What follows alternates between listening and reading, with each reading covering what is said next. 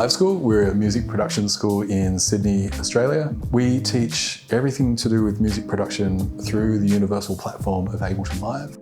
One thing that is pretty unique to what we do is that everybody who teaches here is an artist who's out there in the field right now, like really making waves. It's a nice thing to be in like a creative studio environment that has natural daylight all day. It's a light, airy feeling in this space, and that sort of really brings the creative energy up. One of the big things we focus on here is, once you do know how to use things in the box, understanding why certain bits of hardware exist. So what's the advantage of a certain type of synthesizer or outboard gear? What makes a good speaker? What makes a good microphone? All those sorts of things.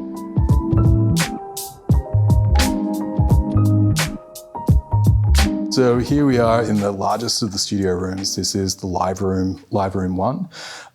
This sounds great for drums, choirs, all sorts of things. It's great for tracking audio, but also we do lots of collaboration sessions, sampling sessions, studio play days in here. I think probably the pride and joy here is the Arturia Polybrute. This is just one of the most amazing modern synthesizers I think just you could find at the moment. It's got so many innovative features, like this wooden component here is a touch strip with a little heads-up display there. This XY controller also has a Z, so this is called the Morphe. So lots of modulation options, but so tactile and just incredible sounding. So here we have like embarrassment of riches, I think it might be safe to say. Some beautiful synthesizers, drum machines, everything from like, you know, an original classic Mini Moog 1970s model through to the most modern digital synths. I'd say probably the things that we have gravitated towards the most in recent years have been Korg. Korg and Arturia, I think, make up almost everything in this room, almost. Because Korg has just been on a tear with like innovative synth design. The ModWave for wavetable, the Op6, which they sort of have expanded the FM operator kind of concept. The Prologue is stunning. I think this doesn't get as much pop as it should. Like, this is a beautiful sounding synthesizer for that sort of retro analog, but really modern and clean edition of that sound. We've got Arturia Drum Brute for analog drum machine, step sequencing and finger drumming.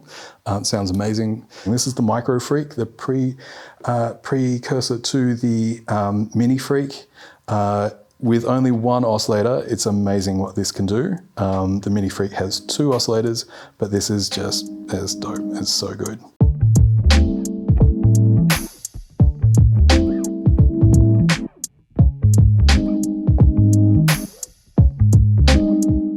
I think Korg are really just at the top of their game in terms of making synths at the moment.